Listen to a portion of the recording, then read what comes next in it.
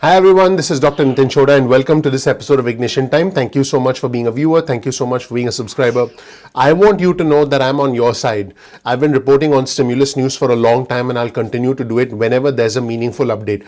I personally do believe there needs to be more stimulus and I'll tell you why. Before I do that, let me tell you a little bit about myself. My name is Dr. Chhoda. Please check out my video. If you don't know anything about me, you'll learn more about who I am, what my journey has been like and why you should listen to me. Also, if you learn something new from this video, please consider clicking the like button. Please subscribe. Please enable notifications. Individuals in travel, entertainment, leisure, and hospitality have been disproportionately impacted as a result of this pandemic.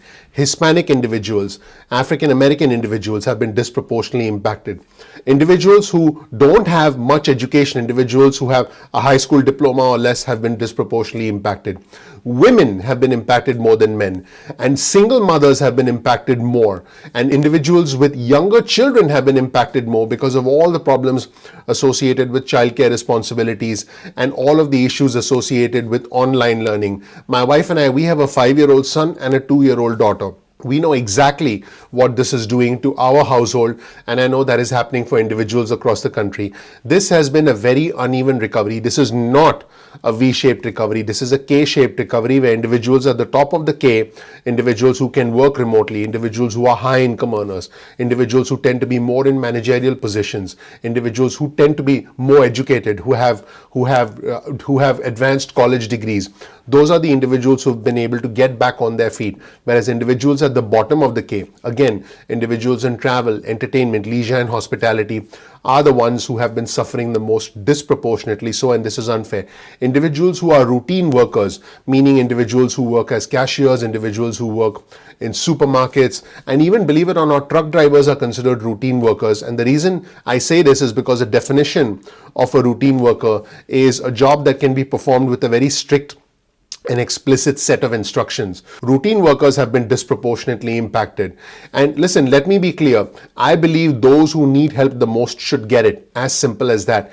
Because those who are the most vulnerable amongst us, those who have lost their jobs, some of us have lost our jobs permanently, those who have little to no savings. In fact, according to a group of 125 economists, yes, 125 economists, including Jason Furman, who's a former top economic advisor to President Barack Obama, they are calling for more direct cash payments, more stimulus payments to Americans to help them weather the economic effects of COVID-19. I'm about to show you a letter on your screen, which is basically an initiative that was organized by the Economic Security Project, which is an advocate of guaranteed income. Now, I'll show you this letter and you'll start to understand why stimulus is so important, specifically for those who've been impacted the most. So let's show you the letter on your screen right now, and I'll highlight some of the key points from this letter and show you the significant number of economists across the country from both sides of the aisle, Democrats as well as Republicans, conservatives as well as liberals, all of whom are supporting more stimulus for the people. So you'll see this letter on your screen right now, open letter from economists for stimulus checks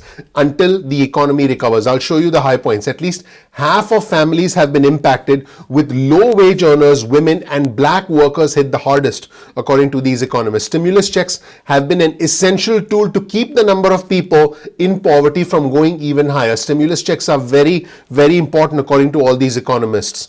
A stimulus at the scale of the recession will boost consumer spending. In other words, we need more stimulus because there's been a significant recession, driving the economic recovery and shortening the recession. So this is very important. And now let's show you all the individuals who have actually signed this letter. This is a significant number of individuals from Harvard University, Brown University, the University of Southern California, and you will see the full list of signers, over 125 individuals who have actually signed this from important colleges, from important universities all over the country. You'll see that on your screen right now. Quite a significant number of individuals who have actually signed this letter, essentially calling for more stimulus. And I want our viewers and subscribers to understand the chronological history of all of these stimulus negotiations that have been going on since the CARES Act. So here's the chronological history. On the 15th of May, House Democrats passed the HEROES Act. We know that this was a $3.4 trillion bill that the House passed, and it was dead on arrival in the Senate. On July 9th, Senate Majority Leader Mitch McConnell talked about capping eligibility of stimulus checks potentially to individuals who had $40,000 in income.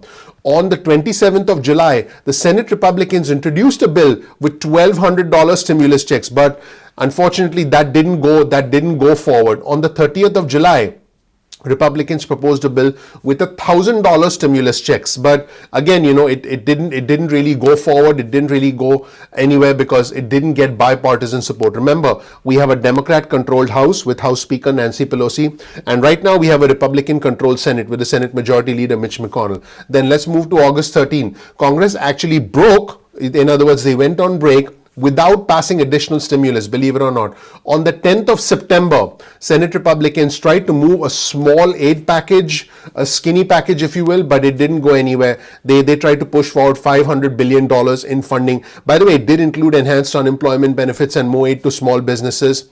But stimulus checks were not in this bill, so that was something noteworthy. On the 16th of September, President Trump said that Democrats held up payments, and President Trump said, I quote, Democrats are heartless and don't want to give stimulus payments to people who desperately need the money. That's what President Trump said September 16th. September 30th, both parties said that they wanted to do $1,200 stimulus checks, and this was affirmed by the U.S. Treasury Secretary Stephen Mnuchin. On the 1st of October, House Democrats passed the updated version of the HEROES Act. They came down from $3.4 trillion in the original HEROES Act and made down to $2.2 trillion in the updated version of the HEROES Act. And the House Democrats actually passed that, but that didn't go forward. That didn't go forward in the Senate. By the way, that did include $1,200 stimulus checks. On the 7th of October, President Trump tried to get standalone legislation to send $1,200 stimulus checks. So that's what President Trump tried to do, but that didn't go forward because there was no bipartisan support. On the 12th of October, the negotiations basically broke down because even though the White House wanted to do something large, including $1,200 stimulus checks and $1,000 per child, including $400 a week in unemployment benefits, House Speaker Pelosi said that didn't include sufficient language on testing and tracing. On the 21st of October, the Senate Republicans tried again and came up with the $500 billion Senate Republican bill, and unfortunately that didn't go anywhere as well. That did include $300 a week in federal unemployment benefits booster on top of the state benefits, but the bill did not get 60 votes in order to pass the chamber. And on the 26th of October, the White House backed what you can refer to as targeted assistance. And Larry Kudlow, the director of the National Economic Council, told CNBC, the talks have certainly slowed down, but they are not ending. And he said, there are specific targeted areas. We don't need a gigantic ideological political bill here. What we need is some targeted assistance. That would be a great help. And then obviously we know what happened in the election and what's been happening since the election. Now keep in mind, Joe Biden has said that he said on November 7th that he supports the House Democrats' HEROES Act, which does include a second round of stimulus checks as well as extended unemployment benefits. And so we'll see where that goes. And on the 17th of November, lawmakers have pushed to resume stimulus talks. To House Speaker Nancy Pelosi and Chuck Schumer, Senate Minority Leader, sent a letter to the Senate Majority Leader Mitch McConnell, basically saying, hey, let's start talking for more stimulus. Pelosi and Schumer wrote, and I quote, it is essential that this bill have sufficient funding and delivers meaningful relief to many Americans who are suffering. Now keep in mind, Senate Majority Leader Mitch McConnell, there he is. Hello, Leader McConnell, and there's House Speaker Pelosi. Hello, House Speaker Pelosi. Senate Majority Leader Mitch McConnell has basically said that we need a small $500 billion stimulus bill that does not include stimulus checks. I want to repeat this. The Senate Majority Leader Mitch McConnell is pushing for a $500 billion stimulus bill that does not include stimulus checks. And let's see if he's going to compromise, and let's see if they meet somewhere in the middle. And the stimulus checks that have been sent so far through the CARES Act have amounted to approximately $270 billion. Let me know what you think of this chronology, if you will, what you think of this opinion from all the economists in the comment section below. You'll find a link to all our resources in the description section below. I believe this is the first video on YouTube where you get the full chronology of everything that's been happening, so that you can get a big picture idea of everything that's been happening since the beginning since back in May all the way up to today. So let me know what you think in the comment section below. You'll find a link to all our resources in the description section below. Thank you so much for watching, everybody. My name is Dr. Nitin Chhoda with Ignition Time. I appreciate you watching. If you learned something from this video, please consider clicking the like button. Please gently ignite that subscribe button, and please enable notifications. That would mean a great deal to me. That tells YouTube that you found this content helpful. We release videos at 2 p.m. East Coast time most days of the week. That's 2 p.m. Get your cell phone out, send a text message with the word ignition or with the word time to 70,000, that's 70000. You'll get added to SMS alerts list moving forward. Now, if you want, you can also get added to our email list. Simply go to ignitiontime.com/alerts.